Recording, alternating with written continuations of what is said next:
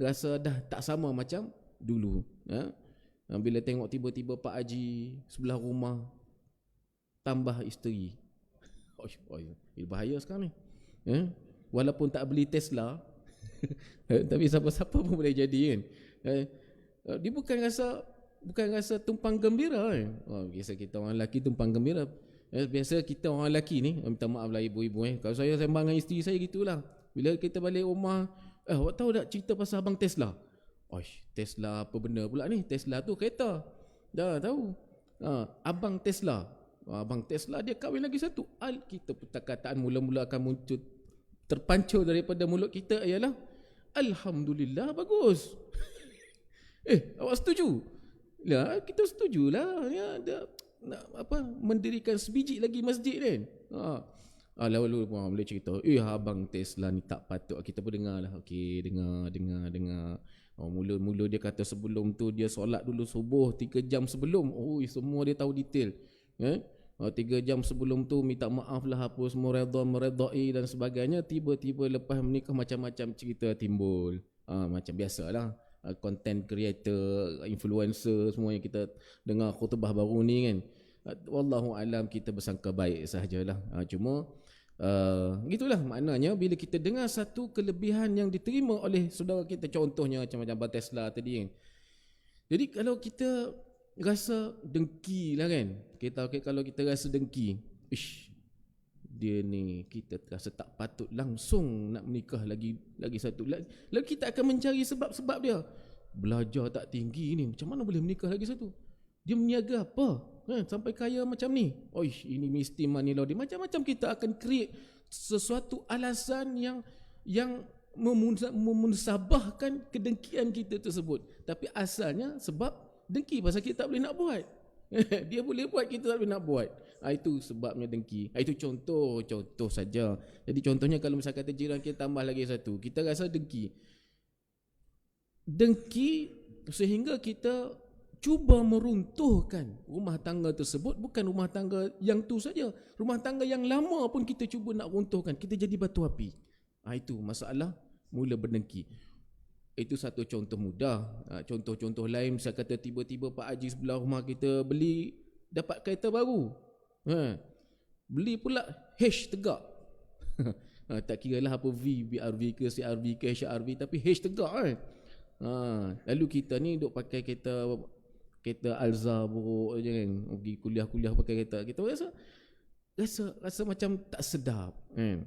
Kalau setakat main dalam hati dan kita buang jauh-jauh, tak apalah, itu rezeki dia. Tapi yang tak sedap bila kita mula mengeluarkan kata-kata dengki satu hal dan mula mengeluarkan kata-kata yang boleh merenggangkan hubungan. Abang Haji tak apalah, tanah mereka reka, kebun kelapa sawit, kebun ketah, kebun durian semua ada kan.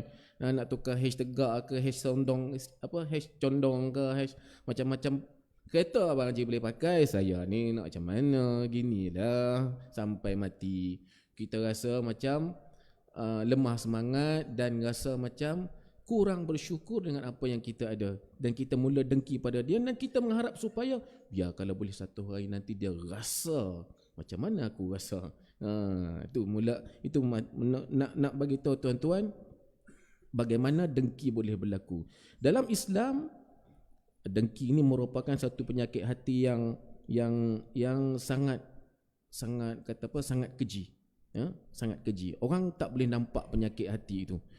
Yang boleh rasa penyakit hati itu, yang boleh rasa ada dengki dalam diri dia, dalam hati dia, hanyalah dia sahaja dan Allah Subhanahu Wa Taala. Orang lain tak boleh tahu.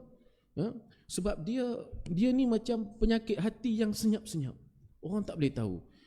Boleh tahu apabila dia mula zahirkan melalui perbuatan-perbuatan yang lain. Bila dia buat benda lain baru kita tahu. Ini dengki kat aku rupanya. Kalau dia tak buat, kita tak tahu. Sama ada dia layan perasaan dengki ataupun tidak, kita pun tak tahu. Kita serah pada Allah Subhanahu Wa Taala. Yang tahu ialah Tuhan punya badan, Tuhan punya hati dengan Allah Subhanahu Wa Taala sahaja. Baik, kita lihat beberapa potong hadis Nabi sallallahu alaihi wasallam yang menggambarkan tentang betapa teruknya perasaan hasad dengki ini, yang tidak boleh melihat kelebihan pada orang lain dan bercita-cita supaya kelebihan itu musnah ataupun luput daripada ataupun hilang daripada saudara kita yang diberi kelebihan tersebut.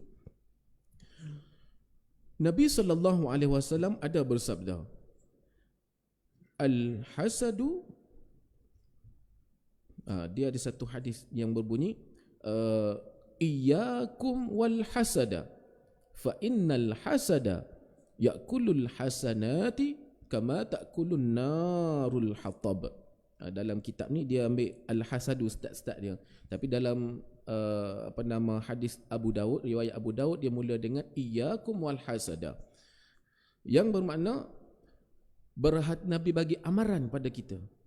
Iyyakum, berhati-hatilah kamu, wal hasada, dengan penyakit hasad ini. Sebab apa? Fa innal hasada, kerana sesungguhnya penyakit hasad ini ya'kulul hasanati, boleh memakan segala kebaikan kamu, kama ta'kulun narul hatab, sebagaimana api yang memakan ranting-ranting ataupun kayu-kayu yang kering. Tuan-tuan pernah biasa duduk kebun kan, orang hijau ni banyak kebun ni. Jadi membakar-bakar tu biasalah kan. Macam mana kita tengok api, dia bakar ranting-ranting ataupun dahan-dahan ataupun benda-benda yang kering. Time dia besar kita boleh nampak kan. Tapi bila dia dah nak habis sikit-sikit kan, dia makan sikit-sikit. Dia nampak puntung saja. Puntung yang merah-merah tu panggil apa? Bara. Mula-mula nampak panjang ranting tu. Kita kali pergi part lain, bila kita datang tengok dah tak ada. Dia makan perlahan-perlahan tanpa mengeluarkan api. Ya. Begitu juga penyakit hasad ni, Nabi kata, dia benda tu dia tak nampak dalam hati, tapi dia perlahan-perlahan dia boleh makan segala kebaikan kita. Habis yang kita duk buat selama ni, sembahyangnya, puasanya, zikirnya, kerana penyakit hasad ini, dia boleh makan kita punya kebaikan perlahan-perlahan, sehingga sampai satu masa bila berdepan dengan Allah Ta'ala, tengok tak ada. Aku sembahyang banyak ya Allah, zikir banyak, puasa banyak hari, tapi mana pergi amalan-amalan kita tu? Dah dimakan oleh penyakit hasad kita kepada saudara kita tadi, dengki kita pada saudara kita tadi, sehingga habis amalan kita. Ini amaran yang Nabi SAW berikan kepada kita. Iyyakum, hati-hati kamu dengan penyakit hasad ini. Maknanya kalau datang sikit nak bertandang dalam hati kita, kita kena usaha buang jauh-jauh. Penyakit dengki, kita rasa tak senang tengok kelebihan orang, buang jauh-jauh. Ada cara-cara dia, nanti kita tengok. Tapi amaran daripada Nabi SAW ini, kita kena tekan, kita kena ambil berat. Jangan kita anggap benda ni sebagai main-main. Alah tak apalah, dalam hati bukan orang tahu pun, alah biasalah manusia biasa, mana tak buat salah kan. Kita pun mula tak apalah, dengki sikit tak apa. Jangan tuan-tuan, jangan.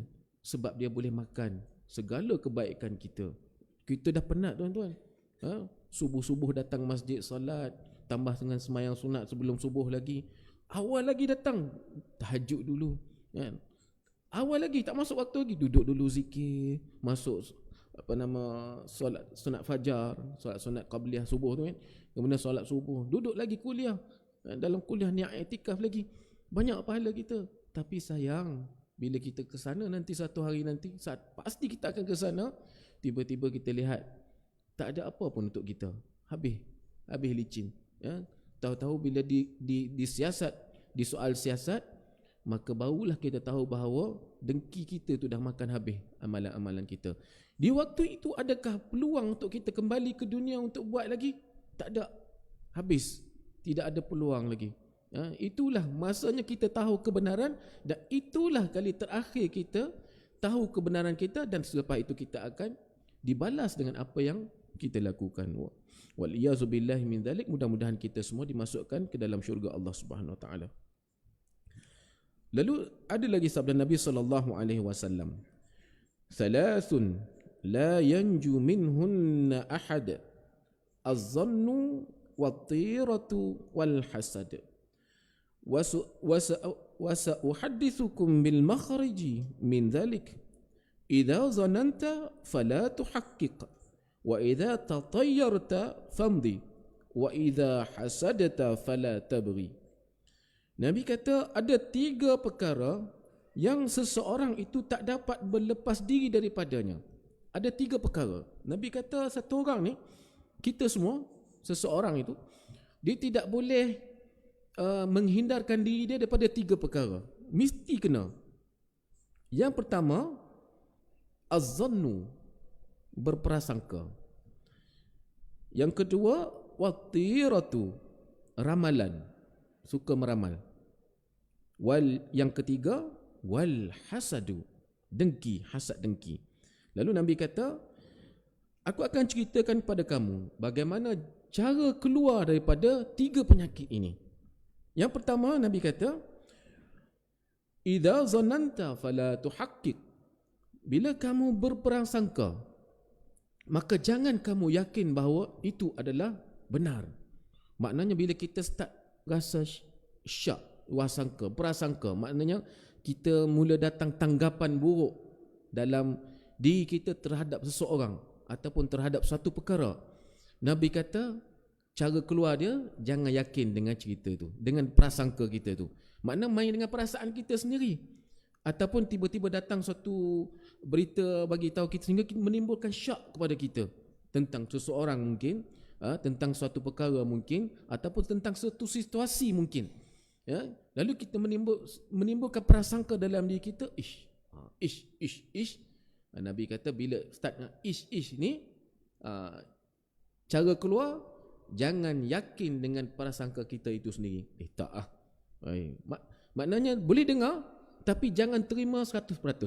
Jangan terima, jangan percaya terus. Bila percaya terus, dia akan melekat dalam diri kita dan mula kita nak sebar kat orang.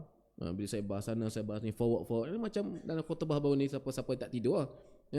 Bila kita start forward, tengok cerita tu cerita palsu, habis.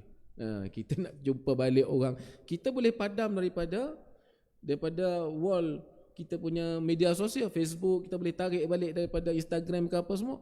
Tapi yang kita dah tersebar, orang pun dah start lekat dekat dia punya Facebook balik kan. Dah habis cerita lain macam. Tapi Nabi kata cara keluar daripada prasangka itu ialah jangan kita yakin 100%, jangan percaya. Yang kedua, satu penyakit lagi, wa idza tatayyarta famdi, suka dengan ramalan-ramalan. Nabi kata apabila kamu melihat tanda-tanda ramalan buruk, maka teruskanlah urusan kamu. Itu cara dia. Orang Arab dulu-dulu, mungkin berlaku juga kepada masyarakat kita orang Melayu ni, Nusantara lah, wallahu alam. Tapi kalau cerita orang Arab dulu-dulu, bila dia nak mulakan satu pekerjaan ataupun nak musafir lah, pergi berniaga, kalau zaman Nabi tu ada dua kawasan lah yang selalu orang Arab pergi, sama ada ke Yaman ke bawah ataupun pergi ke Syam. Jadi sebelum mulakan perjalanan, macam-macam cara lah, sama ada nak tengok elok ke tak elok nak mulakan perjalanan, ataupun nak tahu bila perjalanan terbaik, hari apa, bila tarikh dia, ataupun boleh teruskan perjalanan ataupun tidak. Mula dia kocok-kocok punya tu kan. Panggil apa tu, yang tenung nasib ni, dia letak 2 anak panah, kocok-kocok keluar, pergi, boleh pergi. Atau kalau kocok-kocok tiba-tiba keluar anak panah, tak boleh pergi, tak pergi. Ataupun tiba-tiba dia kata dah boleh keluar, okey, kita mulakan rombongan, semua barang-barang dah naik kereta unta, kereta kuda dan sebagainya, lalu teruskan perjalanan. Tiba-tiba dalam perjalanan dilintas dengan burung yang warna hitam. Dia mula buat ramalan, ini tanda buruk. Cancel perjalanan balik ke rumah hanya kerana melihat burung hitam yang terbang melintas mereka. Nabi kata kalau berlaku begini, cara nak hindar daripada buat ramalan-ramalan yang buruk, padahal benda tu tak ada makna apa. Tak ada makna apa. Dia hanya burung yang mencari makanan. Tapi kerana percaya dengan benda-benda khurafat, lalu boleh berhenti perjalanan mereka. Nabi kata dalam keadaan itu teruskan perjalanan, barulah kamu boleh terlepas daripada penyakit-penyakit percaya kepada ramalan-ramalan yang tak tentu hala ataupun benda-benda khurafat ini. Dalam orang Melayu wallahu alam saya tak pasti, tapi saya percaya adalah dia punya tanda-tanda bila berlaku. Jangan, tak elok ni. Ada, boleh share. Kalau kita nak buat kerja macam kerja kebun ke, atau nak berjalanan jauh ke. Cuma kalau dalam Islam, kalau kita sebelum mulakan perjalanan baca doa, Bismillahilladzi la yadurru ke, ataupun Bismikallah, doa tidur.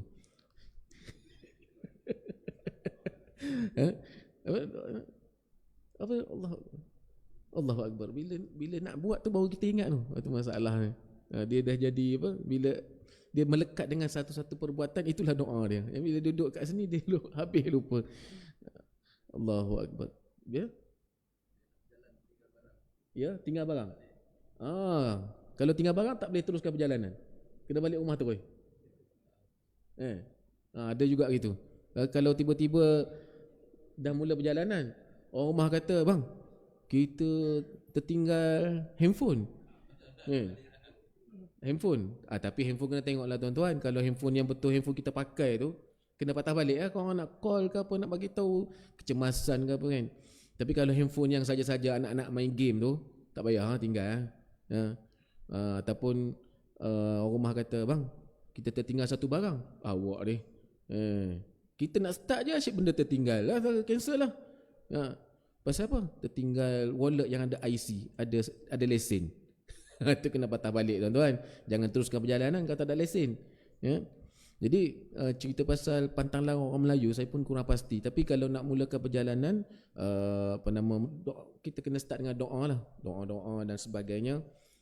Tapi kalau orang tua-tua yang saya pernah dengar, dia kata selagi kita tak boleh berdoa, jangan mulakan perjalanan. Selagi kita tak boleh berdoa, maknanya kita ni sibuk sangat, punggah-punggah barang lah apa semua, tak tahu start kereta dah jalan. Maknanya pantang. Orang tua-tua dikata kalau selagi kita tak boleh berdoa, sekurang-kurangnya ataupun kita baca tidak baca 3 kul, jangan mulakan perjalanan. Sebab apa? Sebab bila kita mulakan perjalanan dalam keadaan kita lalai, kita tak ingat Allah, maka dalam perjalanan mungkin akan berlaku perkara-perkara yang tidak diingini. Mungkin lah. Jadi tu orang tua kata. Tapi betul lah tuan-tuan, sebelum kita buat apa-apa, kita kena sandar kepada Allah SWT, serah kepada Allah Ta'ala keselamatan kita, keberjayaan program yang kita nak hadiri tu. Kalau nak ziarah biar dapat perjalanan selamat pergi dan balik, dan perjalanan yang diredai oleh Allah Subhanahu Wa Taala. Kena mulakan dengan doa. Itu cara-caranya lah. Nabi sallallahu alaihi wasallam ada lagi. Itu yang kedua, penyakit suka dengar ramalan-ramalan buruk. Bila ada benda berlaku yang dia rasa macam tak apa elok, melintas anjing hitam ke, dan benda-benda yang dia rasa macam benda-benda asalkan hitam saja, dia kira benda buruk. Kalau benda putih melintas, kira okey, walaupun benda tu pucong. Pucong pun tak apa, asal putih okey. Dan yang ketiga, penyakit yang ketiga Nabi kata yang manusia tak boleh hindar, wa idza hasadta fala tabghi. Sekiranya timbul rasa hasad dalam diri kamu, Nabi kata cara nak hindar ya, maka janganlah kamu ikut. Ada rasa hasad dalam diri kita dah start. Nabi kata cara nak hindar dia, jangan ikut perasaan kita tu, dengki kita tu, jangan. Mana jangan layan. Nabi SAW sabda lagi, dabba ilaikum da'ul umami qablikum al-hasadu wal-baghda'u hiyal haliqah. Artinya telah menular dalam kalangan kamu penyakit-penyakit umat yang terdahulu, iaitu hasad dan juga benci. Dua penyakit Nabi kata. Zaman Nabi tu Nabi dah bagi tahu, telah menular di kalangan kamu penyakit umat-umat yang dulu. Mana daripada zaman Nabi, benda tu, penyakit ni memang tak pernah diubati. Kalau COVID tu kita ada endemik, ada juga endemik, wallahu alam sampai mana dah sekarang ni. Tapi sekarang ni macam-macam penyakit pula kan, apa nama influenza lah apa semua, yang mana Dulu kita tengok satu ketika orang datang masjid dah tak payah pakai mask. Ya, suatu ketika gembira tengok, dah tak payah pakai mask. Tapi sekarang ni macam-macam penyakit influenza datang apa semua, batuk dan sebagainya. Jadi yang kurang sihat tu dinasihatkan pakai face mask kan. Saya ada satu penyakit juga, kalau duduk rumah tak batuk, bila datang masjid batuk. Pelik juga kan. Kadang-kadang saya standby lah face mask dalam poket ni, kok rasa macam lain macam, pakai lah. Supaya mungkin ada trigger benda-benda apa. Kita pula jenis yang kata sensitif dengan cuaca kan. Itu yang bulan lepas tak datang tu. Jadi Nabi kata dah menular di kalangan kamu dua penyakit sebagaimana penyakit umat-umat terdahulu, iaitu penyakit hasad dan juga benci. Kena ingat Nabi kata kebencian itu wal baghdha'u hiyal haliqah. Kebencian itulah yang merupakan pemusnah kepada agama. Betul tuan-tuan. Sebab kebencian kita yang melampau itu dia menjadikan yang efek dia, kesannya ialah kepada agama kita. Kebencian penyokong Sayyidina Ali kepada sahabat-sahabat menimbulkan satu puak yang baru, iaitu Syiah, mengkafirkan sahabat-sahabat sebab dikatakan menghalang Sayyidina Ali daripada menjadi khalifah yang pertama. Habis kafir Sayyidina Abu Bakar, Sayyidina Umar, Sayyidina Osman dan kebanyakan sahabat-sahabat yang lain yang tidak menyokong Sayyidina Ali. Bukan tidak menyokong, tapi tidak memberikan sokongan, yang tak menunjukkan sokongan mereka kepada Sayyidina Ali. Mana tak kisah siapa-siapa jadi, yang janji yang naik ialah yang layak. Mereka tak pandang gitu. Jadi siapa-siapa yang tak sokong Sayyidina Ali semua jadi kafir. Hadis-hadis daripada mereka tidak boleh diterima. Hanya hadis-hadis daripada Salman Al-Farisi dan yang menyokong Sayyidina Ali, itu yang boleh diterima. Yang lain tak boleh terima. Itu teruk. Kebencian kepada Sayyidina Muawiyah dengan Sayyidina Ali, timbul satu puak lagi. Khawarij pula keluar. Lepas tu timbul lagi hasil daripada kebencian. Benci kat orang tu, buat yang baru. Benci kat orang ni, buat yang baru. Nabi kata itulah menjadi pemusnah kepada agama, sehingga menimbulkan perpecahan dalam agama Islam. Dan yang lebih teruk, kerana perpecahan tersebut boleh jadi kepada peperangan. Syiah berperang dengan Sunni. Bukan setakat tu, perang mazhab pun ada. Kalau tuan-tuan pernah dengar di India, perang mazhab pun ada. Mazhab antara 4 mazhab apa Allah Alam saya tak ingat, boleh berperang kerana perbezaan mazhab sahaja. Apa sangat khilaf di kalangan mazhab, hanya kerana kunut tak kunut, bismillah jahar tak jahar, itu sajalah yang jadi masalah. Tapi boleh menjadi kepada perkara yang serius. Nabi Zakaria dikatakan pernah berkata, ni tidak ada dalam wallahu alam mana dapat daripada kitab ini, tapi disebut Nabi Zakaria alaihissalam pernah berkata, Allah Subhanahu Wa Taala telah berfirman bermaksud, orang yang hasad adalah musuh kepada nikmatku, pembenci kepada ketetapanku, dan tidak redha dengan agihanku yang telah aku bahagikan antara hamba-hambaku. Nabi Zakaria kata Allah telah berfirman. Makna kalau zaman Nabi Zakaria tu, kalau zaman Nabi kita, kalau kata Allah berfirman, dia akan jadi hadis kursi. Tapi kalau Nabi Zakaria, wallahu alam, mungkin hadis kursi juga kot, wallahu alam. Tapi disebut, kita baca, orang yang hasad, Nabi Zakaria kata, Allah Ta'ala kata, orang yang hasad adalah musuh kepada nikmatku. Orang yang berdengki ni, dia musuh kepada nikmat, membenci kepada ketetapanku. Allah dah tetapkan dia dapat sesuatu, kita tak suka, kita hasad, kita dengki, maka dia benci dengan ketetapanku, takdirku, dan dia tidak redha dengan agihanku. Allah dah bagi-bagi kepada tiap-tiap makhluk, tiap-tiap manusia ni pembahagian yang berbeza-beza. Tak sama semua. Tak semua orang pakai kereta Tesla. Tak semua orang pakai kereta H-Tegak. Tak semua orang pakai kereta Mercedes. Ada pakai kereta Kancil, Viva, Myvi, Alza, Pro 2, Proton dan sebagainya. Berbeza-beza. Tapi kita tak suka, kita dengki ke orang tu. Maka kita tidak redha dengan agihan yang Allah Ta'ala dah tetapkan kepada hamba-hambanya. Okay, kita lajukan sikit sebab kalau boleh saya nak kepada rawatan penyakit ini, kalau boleh kita nak start bulan depan. Ketahuilah bahawa hasad itu adalah haram. Dan hasad itu ialah, apa maksud hasad? Ialah kamu suka untuk menghilangkan nikmat yang terdapat pada orang lain, atau kamu suka dengan turunnya musibah ke atas orang lain. Ini maksud hasad yang dia beritahu dalam kitab ini. Hasad tu haram, dan hasad tu ialah, ini boleh jadikan sebagai panduan untuk kita supaya kita tahu ini hasad. Bila masa dia jadi hasad? Jadi hasad bila kita suka untuk menghilangkan nikmat yang ada pada orang lain. Dia dapat kelebihan, kita rasa dengki. Hasad dan dengki kita itu dikatakan hasad bila kita suka kalau boleh nikmat dia tu hilang. Dia dapat kereta baru, kita pun dengki, kita hasad pada dia. Kita rasa kita suka kalau kereta dia tu rosak. Happy kita. Atau kita dia kena curi, kita happy. Maknanya hilang nikmat tersebut.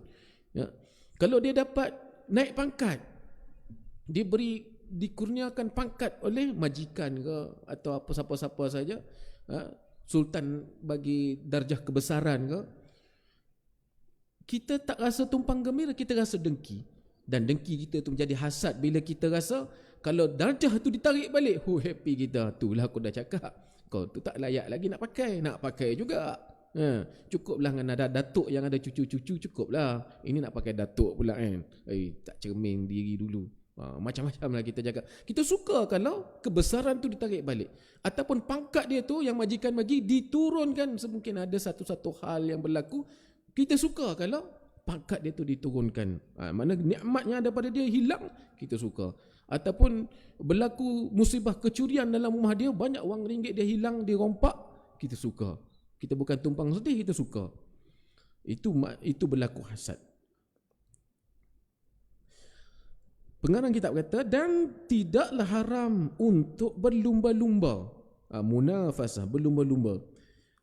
Makna tak haram kalau kita berlumba-lumba, iaitu kamu cemburu, ghibtah terhadap nikmat yang diperolehi oleh orang lain, dan kamu berkeinginan untuk memiliki seumpamanya tanpa menghilangkan nikmat tersebut daripadanya. Ini pengecualian. Pengecualian kepada penyakit hasad tadi. Pengecualian dia ialah, dia kata tak haram kalau kita nak berlumba-lumba dan berlumba-lumba ataupun kita cemburu. Ni pun kena bezakan di antara cemburu dengan dengki, hasad. Dengki tadi kalau kita rasa kalau boleh nikmat tu hilang daripada dia. Tapi kalau cemburu, kita tengok kawan kita dapat nikmat, lalu kita rasa cemburu, bestnya dia dapat, Allah, cemburu rasa. Tengok kebahagiaan rumah tangga dia, kita tak dengki, tapi kita rasa, best, cemburu betul lah, aku tak jadi gitu, aku tak dapat macam kebahagiaan yang kita nampak lah. Dalam bila tutup pintu kita tak tahu apa jadi kan. Yang kita nampak tu kita rasa cemburu lah. Kita cemburu terhadap nikmat diperoleh oleh orang lain, dan kamu berkeinginan untuk memiliki seumpamanya tanpa menghilangkan nikmat tersebut daripada saudara kita. Kita tengok dia happy keluarga dia, kita rasa cemburu, dan kita rasa kalau boleh kita nak happy macam dia. Dan pada masa yang sama kita tak nak dia hilang happy tu. Biar dia teruskan sampai ke akhir hayat. Kalau boleh til jannah kata sekarang. Di kenduri-kenduri kita doa semoga bahagia til jannah. Orang campur bahasa orang putih dengan bahasa Arab, bahasa Melayu sekali. Semoga bahagia til jannah. So nak bagi tahu biar bahagia masuk sampai ke syurga lah. Dia campur habis bahasa semua. Jadi kita nak gitu. Maknanya kita nak kebahagiaan yang sama dia dapat tanpa dia hilang nikmat tersebut. Dia teruskan. Kita nak sama macam dia. Kalau dia belajar pandai, kita rasa cemburu. Kadang-kadang anak-anak kita balik pada sekolah kan, tunjuk markah periksa dia, alamak, drop sungguh.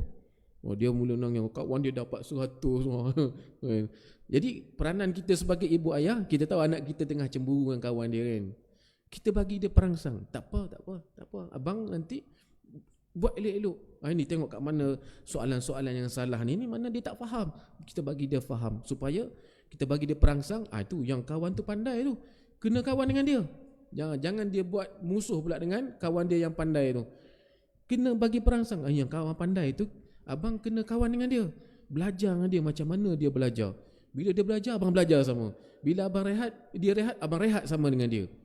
Tengok macam mana dia belajar. Mudah-mudahan kepandaian kawan anak kita tu dapat sama pada anak kita. Tak dapat 100, dapat 98 pun cukup lah. Tinggi dah tu. Dan diharuskan untuk suka dengan, ada satu lagi pengecualian. Tadi pengecualian kepada cemburu. Maknanya kita boleh tengok orang dapat nikmat, kita boleh cemburu dengan nikmat dia, tapi pada masa yang sama kita nak supaya kita dapat nikmat yang sama tanpa dia hilang nikmat tersebut. Lagi satu, boleh sebenarnya diharuskan untuk suka dengan kehilangan nikmat daripada orang yang sekiranya dia memperolehi nikmat itu akan membantunya untuk melakukan kezaliman dan maksiat. Maknanya bila kita tengok orang dapat nikmat, boleh sebenarnya kalau kita rasa suka kalau nikmat tu hilang. Tapi dia bukan panggil dengki. Dia tak panggil dengki. Satu orang dia dapat duit banyak. Satu orang dia dapat duit banyak. Bukan sekali lah dapat duit banyak. Dia memang berterusan daripada dulu lagi dia dapat duit banyak. Orang kaya. Tapi kita suka kalau hilang kekayaan itu daripada dia. Dibolehkan. Dibolehkan. Bila sekiranya dia memperolehi nikmat itu akan membantunya untuk melakukan kezaliman dan maksiat. Bila kekayaan yang ada itu digunakan untuk buat zalim, untuk buat maksiat, kita dibolehkan ada rasa supaya kalau boleh hilang nikmat itu daripada dia, kalau boleh biar dia jatuh miskin, kalau boleh biar habis duit dia, sebab dia telah gunakan duit itu untuk buat zalim, dia gunakan duit itu untuk buat maksiat. Satu orang yang kita dah tahu dia menggunakan duit dia untuk mendanai pertubuhan keganasan. Mungkin lah sekarang ni boleh ditahan bawah sosma. Kena hati-hati tuan-tuan. Ini satu cerita saya nak kongsi dengan tuan-tuan. Tak semestinya kita kaya, kita orang tak ada duit pun boleh kena. Bila kita selalu terima mesej WhatsApp ke Facebook, kami perlukan dana sekian untuk pembinaan, kononnya pembinaan tahfiz lah apa semua kan. Kalau kita tak yakin, jangan tuan-tuan. Start kita masuk transfer duit, walaupun RM10, RM20 kita transfer duit. Tiba-tiba rupa-rupanya akaun yang kita transfer tu sebenarnya bukan akaun Mahat Tahfiz tu, bukan digunakan untuk Mahat Tahfiz, tapi rupa-rupanya untuk pergi ke Syria mungkin, ataupun pergi ke mana-mana tempat yang dikategorikan sebagai negara-negara bergolak, dan kita transfer tu pula pertubuhan yang dikatakan pertubuhan keganasan. Tak tahulah puak-puak mana, wallahu alam. Tapi kalau masuk dalam kategori yang kerajaan Malaysia takrifkan ini pertubuhan keganasan, hanya kerana transfer kita percaya dengan dia punya rayuan nak minta sedekah ataupun infak ni, kita masuk, orang yang masukkan tu boleh kena kurang-kurang 2 tahun tuan-tuan, tahanan tanpa bicara. Wallahu alam. Sekarang ni ada lagi tidak sosma? Masih lagi kot, saya rasa belum ditarik lagi, ya. Sebab kita disyaki terlibat dengan aktiviti keganasan, ya. Ada orang kampung saya kena pasal emas dulu lah, masa kerajaan yang dulu. Jadi sekarang ni dia dah lepas lah. Tapi dalam tempoh 2 tahun tu tuan-tuan seksa tuan-tuan, segala akaun dibekukan, aset-aset dibekukan. Dia pula masuk penjara, nak jumpa keluarga pun susah, ya. Tak tahu apa masalah. Keluarga tak tahu, kena masuk penjara, tak ada bicara apa, atas tahap dakwaan membiayai pertubuhan keganasan. Dia 2 tahun seksa, macam-macam cerita, nak bantu keluarga dia lagi yang kesusahan. Tak ada habis, harta semua kena beku-beku, mana nak cari lagi. Harap pada saudara mara, kalau ada mak ayah boleh tak tolong-tolong kan. Harap pada bantuan-bantuan orang, kena pula isteri dia tak bekerja, anak pula ramai. Allahu Akbar. Masa itulah baru nak start cari kerja, baru nak start cari orang nak jaga anak, susah tuan-tuan. Jadi ini maknanya kena hati-hati bila kita nak laburkan duit kita. Jangan silap labur, ya? Laburlah pada tempat-tempat yang tuan-tuan yakin, infak pada tempat-tempat yang tuan-tuan yakin. Masjid Nurul Iman ni confirm lah. Kita yakin lah. Takkan nak pergi dana pada benda-benda keganasan pula kan. Yang tak yakin jangan tuan-tuan. Jadi yang cerita tadi ni, kita boleh ada perasaan supaya hilang kekayaan daripada dia, sebab kita tahu kekayaan tu digunakan untuk mendanai keganasan. Mungkin kekayaan tu digunakan untuk buat tempat-tempat maksiat, rumah urut ke, kedai judi ke, ataupun tempat minum-minum yang tak sepatutnya ke. Contoh memang kita tahu. Jadi kita boleh ada perasaan, kalau boleh ya Allah hilangkan kekayaan itu daripada dia, supaya dia tidak boleh guna kekayaan itu lagi untuk kezaliman dan maksiat. Kerana kamu bukan bermaksud menghilangkan nikmat itu sebenarnya, tapi kamu suka dengan hilangnya kezaliman. Kita bukan doa supaya dia tak jadi kaya. Kita suka bila dia tak kaya dan kezaliman itu tak akan berlaku. Dia tak kaya, tempat maksiat semua kena tutup. Kita suka gitu. Dan buktinya sekiranya seseorang itu meninggalkan kezaliman dan maksiat, kamu tidak suka akan hilangnya nikmat tersebut daripadanya. Bukti dia. Nak kita bezakan antara dengki ataupun tidak. Katalah orang tu tiba-tiba tak pernah datang masjid kan. Tiba-tiba dia datang masjid sekali, kita rasa pelik dah. Datang lagi dan datang lagi, sehingga kita nampak satu bentuk istiqamah dia datang ke masjid dan mendengar kuliah dan sebagainya. Dan kemudian kita nampak perubahan. Dia tidak lagi terlibat dengan gangsterism, kata. Tempat-tempat maksiat tadi tengok dah tutup, dan dia datang ke masjid. Dan nikmat dia tetap jadi orang kaya. Pada waktu itu kita gembira. Itu tanda dia kita tidak dengki. Kita gembira maksiat tadi dah tutup, dia kekal kaya dan dia telah menunjukkan perubahan. Kita gembira, mana dan kita dengki, kita rasa kalau boleh nikmat tadi hilang tu, itu bukan dengki. Yang dengki ialah dia dah berubah dah apa semua, dia datang masjid, kita tetap kalau boleh biar dia miskin lah, aku tak suka lah tengok dia ni. Itu dengki lah namanya. Orang dah berubah dah. Tuan-tuan, punca hasad boleh berlaku sama ada disebabkan oleh kesombongan. Kita sombong. Yang kedua boleh berlaku kerana permusuhan. Ada hal lah antara dua tu. Itu start dengki. Boleh berlaku kerana kekotoran jiwa. Ada masalah dengan jiwa kita. Ketika mana seseorang itu kedekut dengan nikmat Allah terhadap hamba-Nya tanpa mempunyai tujuan dan munasabah. Tak ada sebab apa. Tak ada sebab apa. Makna ada hal dengan jiwa kita. Jadi tuan-tuan, ada cara untuk mengubatnya. Ini kita akan lihat pada bulan hadapan insya-Allah. Ada cara nak merawat dia. Penyakit ni penyakit yang bukan kita kata susah sangat nak dirawat, tetapi bukan kita kata senang sangat nak dirawat. Kena ada cara-cara dia yang berlandaskan kepada panduan-panduan agama, daripada ayat-ayat Al-Quran, daripada hadis Nabi, daripada pengalaman para ulama. Ada cara untuk kita merawat penyakit penyakit hasad ini. Boleh. Nak hilangkan terus mungkin tidak boleh, sebab Nabi kata 3 penyakit ini memang akan datang singgah kepada mana-mana orang. Cuma panduan daripada Nabi yang kita dah tengok pertama tadi, Nabi kata jangan layan, jangan dilayan.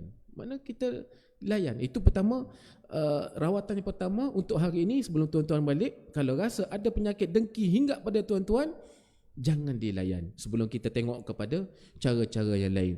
Cara-cara sama ada melalui belajar ataupun melalui amalan-amalan kita. InsyaAllah kalau ada penyakit dengki dalam diri kita selama ini, mudah-mudahan kita berjaya buang jauh-jauh daripada diri kita, daripada hati kita. Dan kalau ada yang baru nak menyinggah, kita dah tahu kita nak letak kat mana, status dia tu kat mana. Status yang boleh kita save ke, atau status yang boleh kita masuk dalam recycle bin. Kejap lagi 30 hari dia hilang. Gitu. Contohlah kalau nak buat contoh. Jadi mudah-mudahan tuan-tuan, ibu-ibu ayah sekalian, sama-sama kita jauhi penyakit hasad ini. Kerana Nabi SAW telah memberi amaran kepada kita, Kalau ada penyakit dengki ini, kita bimbang dia makan amalan-amalan kita. Amalan-amalan kita pernah lakukan, habis semua dimakannya kerana ada penyakit dengki. Dan mudah-mudahan kalau kita tahu yang mana satu dengki, yang mana satu tidak, maka yang dengki itu kita kena jaga supaya ia tidak merebak, dan supaya hati dan amalan kita terus terjaga dan dinilai oleh Allah SWT sebagai amalan-amalan yang baik, insya-Allah. Jadi cukup sekadar itu untuk pagi ini. Apa yang baik datang daripada Allah SWT, yang cacat celah daripada kelemahan diri saya sendiri, kita tangguhkan dengan tasbih kafarah dan surah Al-Asr. Subhanakallahumma bihamdik, asyhadu an la ilaha illa anta, astaghfiruka wa atubu ilaik. Bismillahirrahmanirrahim. Wal 'asri innal insana lafi khusr illa alladhina amanu wa 'amilus solihat wa tawassaw bil haqqi wa tawassaw